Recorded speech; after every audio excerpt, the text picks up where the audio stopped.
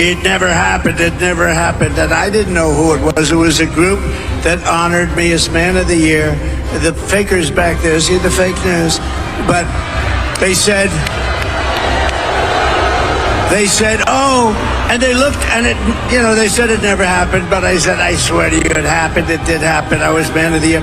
And I came and I made a speech and I said, why do you allow them to take your car business away? Why do you allow it to happen? They're taking your business away.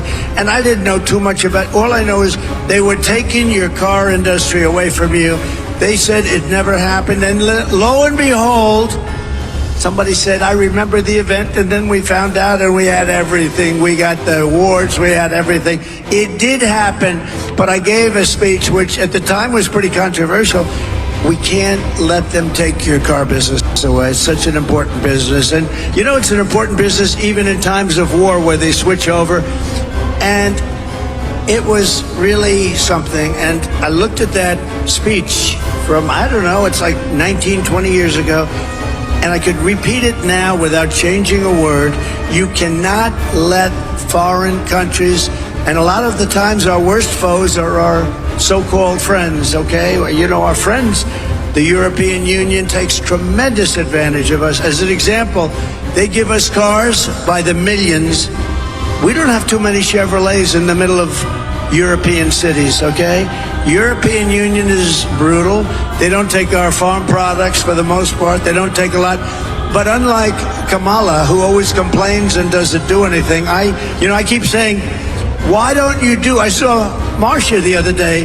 Why didn't she do it 4 years ago almost? And I say that, she's on the border today. Try and justify. What a day for the border. She goes to the border today, and they just announced just before she got up to speak that more than 13,000 murderers from jail, solitary confinement people in many cases, were released. But I just say, let's go back. So we can't let them take our businesses, and we're not going to let them take our businesses. And you can control that so easily through good policy. Not her kind of policy, by the way. She changed her policy 15 times. No fracking. Oh, I like fracking. Defund the police. She wants to defund the police. Now, oh, I love the police all of a sudden. By the way, when anybody is into defunding the police even for a day during their career, they can no longer serve as president of the United States, I can tell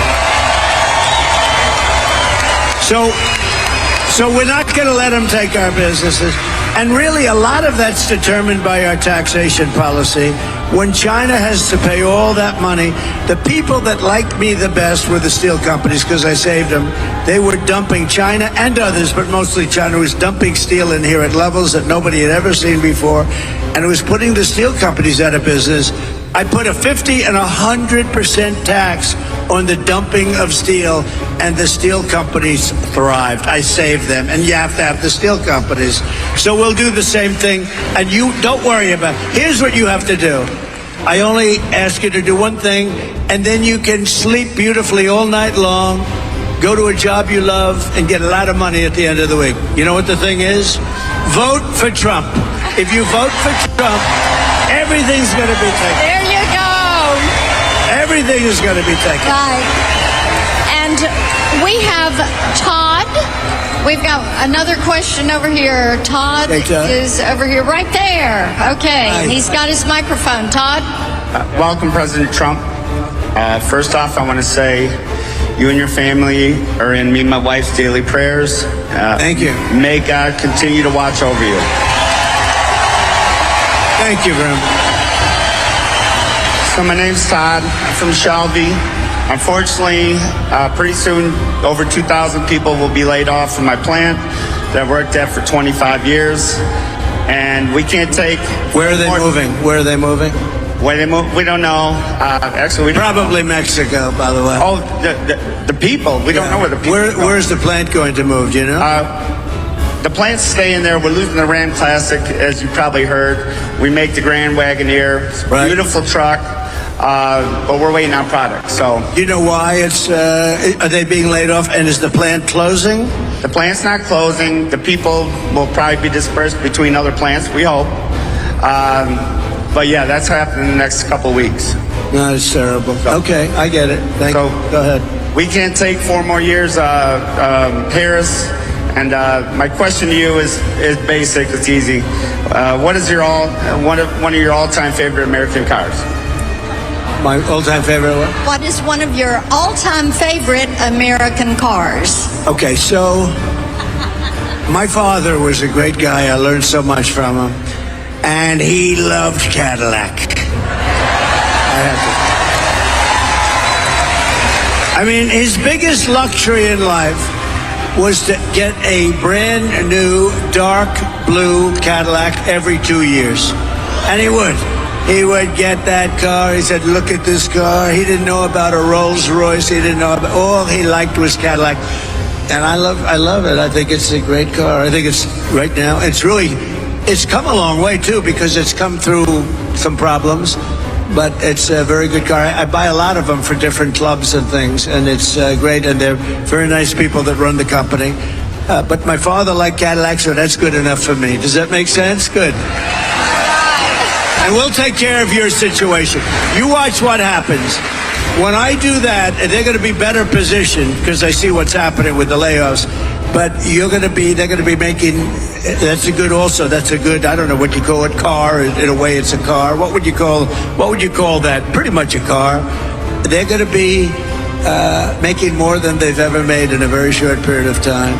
You have one thing to do. You have to elect a person with business talent and common sense. And this whole thing is going to turn around very quickly. Very quickly. Thank you very much. Great question. Mr. President, they have loved having you here in Warren, Michigan, and I think you've got 5,000 people here and even more outside that have wanted to get in and cheer for you and be here to support you, and they do love you. Absolutely. Thank you. Thank you. Thank you. And everybody is going to be working hard and pulling for November 5th.